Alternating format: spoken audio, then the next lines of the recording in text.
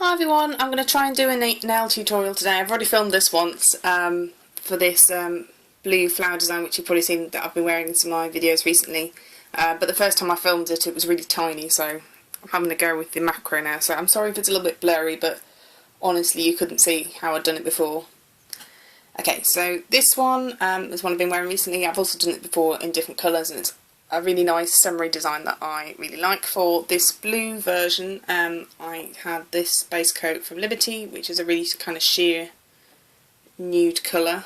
It's kind of a good kind of BB nail colour where it just kind of makes them look a bit nicer and smarter but without too much coverage.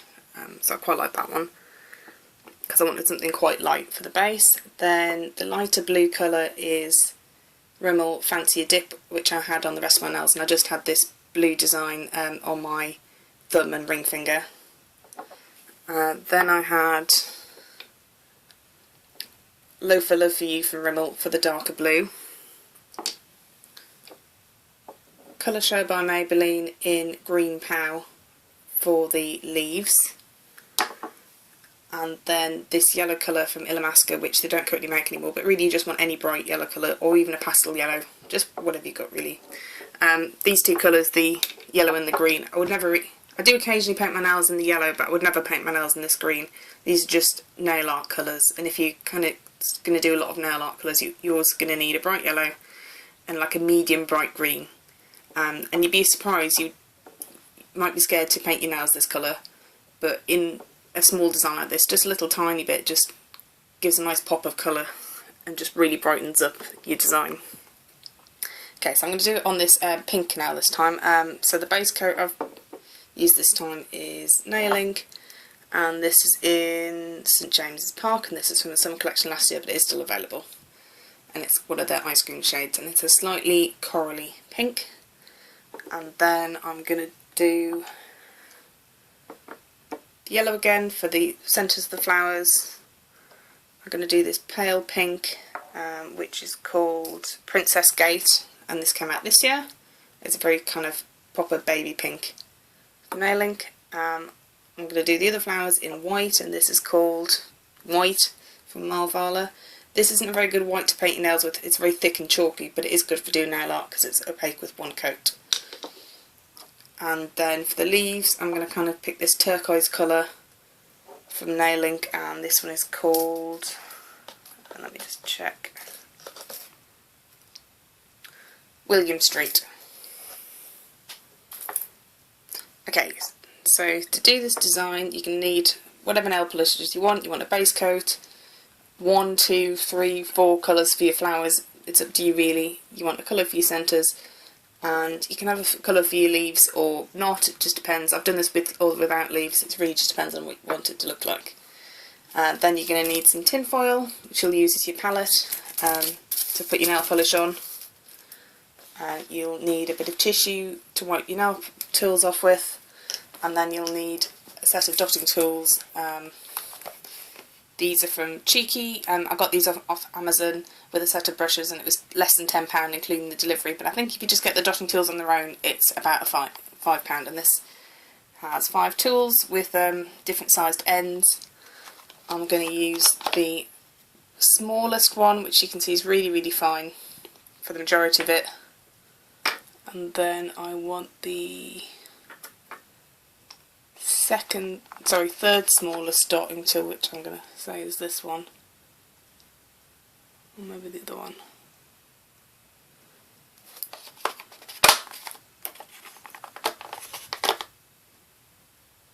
No, this one. I'm going to use the third smallest dotting tool for the flower centres.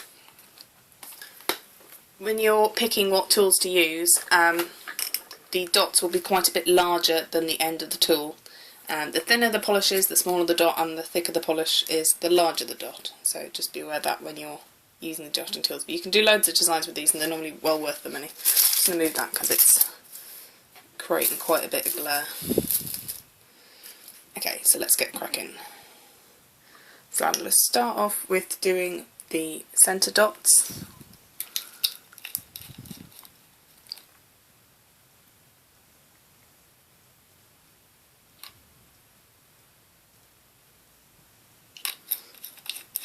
So you just need a little bit of polish on your palette.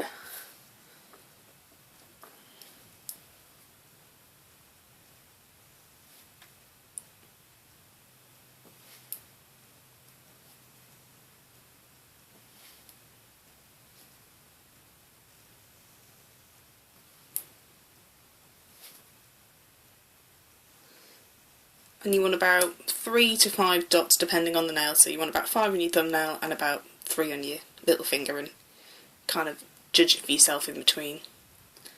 I've done these in quite a neat diamond shape, but don't think you have to do it this neat. That was a bit unintentional. The thing with patterns is to try and get them as random looking as possible, but it is surprisingly difficult to do. Okay, so I've done the first flower.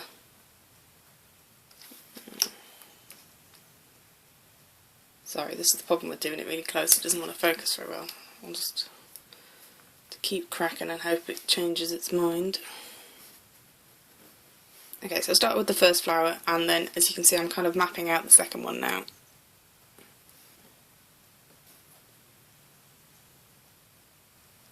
So I tend to do kind of like 4 points to kind of show where the flower's going to be, and then just fill in after that.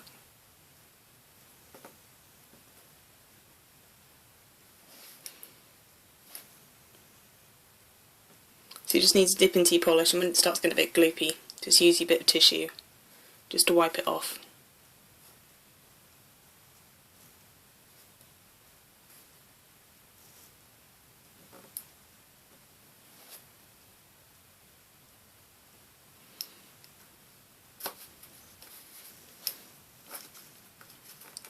You can see I'm wobbling a tiny bit. It's because normally I would do it flat on the table, but I think you can see it better when I hold it up. If you're struggling and you're wobbling when you're doing nail art, just rest your hand on the table as best you can. And I'll show you at the end how I paint my right hand with my left hand. And this is a trick I do to make it easier for me to paint my right hand. Okay. So I'm going to start doing the pink now.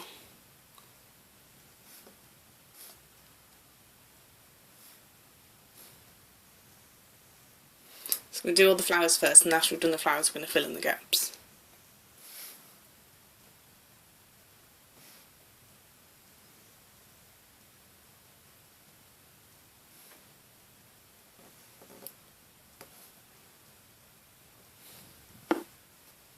Okay, so now I've filled in all the flowers, I'm going to use the same 2 colours and try and pretend that there's another flower centre that's just off the edge of the nail.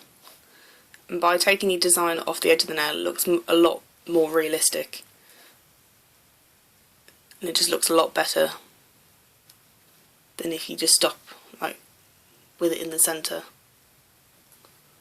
Okay, so there's a little bit there. I think I might do a tiny little bit down here and then do some more white. That's enough. I've put some fresh white polish out onto the template, not the template, sorry, my palette now, because this one, the original dot, will be too gloopy to use and it'll just make it difficult for you. When you're doing the petals, don't worry about being too even or too symmetrical. It's just nail art, just try and make it as easy for yourself as possible. And then a little bit up here.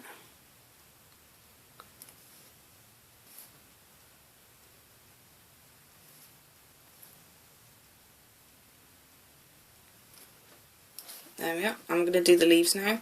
Just need to put some green polish on my palette. The reason why you used tin foil on your palette is because it tends to stay quite cool, so it stops your nail polish evaporating too quickly.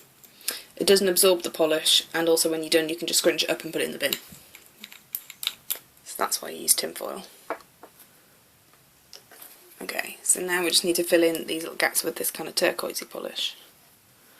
I'm going to try and do some kind of little comet shapes.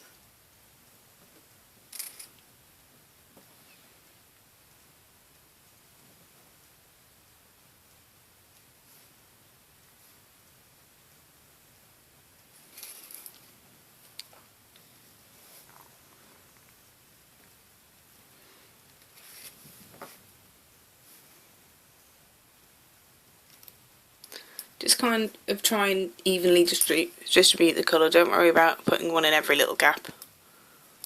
You just want it to look quite even. Just put one more down here. There we are. So that's one nail.